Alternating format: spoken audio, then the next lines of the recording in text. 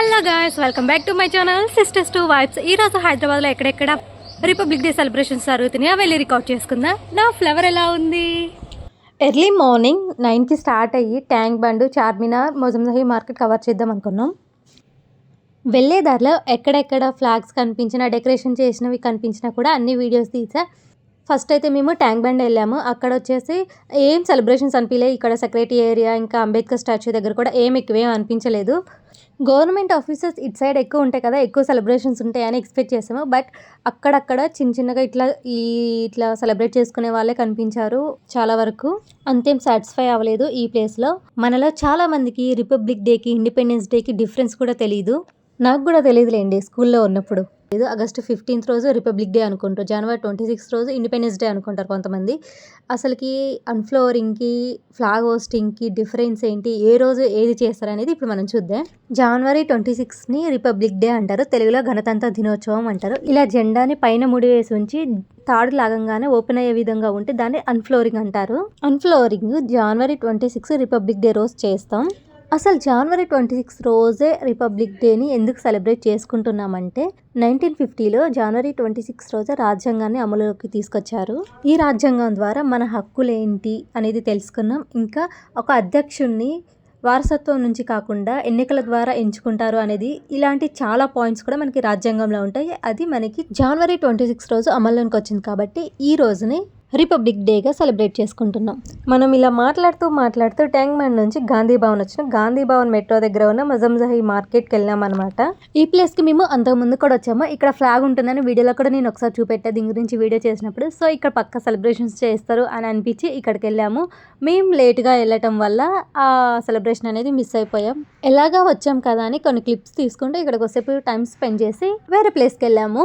ఇప్పుడు మనం గణతంత్ర దినోత్సవం గురించి అయిపోయింది కాబట్టి స్వాతంత్ర దినోత్సవం గురించి మాట్లాడుకుందాం. అంటే ఇండిపెండెన్స్ డే.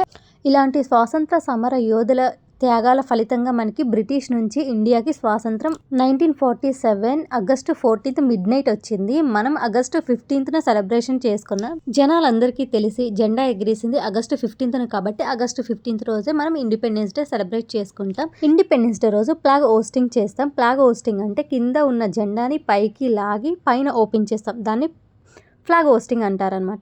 అది ఇండిపెండెన్స్ డే రోజు చేస్తాం. అదే రిపబ్లిక్ డే రోజు అనుకో డైరెక్ట్ పైన కట్టుంటుంది, జస్ట్ మనం ఓపెన్ చేస్తాం. దాన్ని అన్ఫ్లోరింగ్ అంటారు. ఈ విషయం నాకు స్కూల్ అయిపోయాక, కాలేజ్ అయిపోయే ముందు తెలిసింది. మ్యాక్సిమం అన్ని పాయింట్స్ కవర్ చేసా అనుకుంటా. సో ఇప్పుడు మనం మొజంజహీ మార్కెట్లో ఏం జరుగుతుంది, ఎక్కువగా ఫోటోషూట్స్ జరుగుతున్నాయి. ఇక్కడ చుట్టూ మొత్తం అవే ఉన్నాయి. ఫ్లాగ్ అన్ఫ్లోరింగ్ అయితే ఆల్రెడీ కంప్లీట్ అయిపోయింది.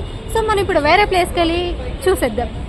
ఈ రోజు తిరిగిన దాన్ని బట్టి మొత్తం చూసిన తర్వాత నాకు ఏం అర్థమైందంటే స్కూల్ టైమ్స్లోనే చాలా బాగుండేది. ఈ మూమెంట్ అనేది మళ్ళా రాదు. ఆ స్కూల్ టైంలో ఉన్నప్పుడే ఎంజాయ్ చేయాలి. ఇప్పుడు నేను అవన్నీ ఎక్స్పీరియన్స్ చేయాలనుకొని అసలు ఫస్ట్ టైం హైదరాబాద్లో నేను ఇలా తిరిగి మరీ రికార్డ్ చేయటం అయినా కూడా నేను ఏం సాటిస్ఫై అవ్వలేదు. మల్టిపుల్ ప్లేసెస్ చూసా కానీ.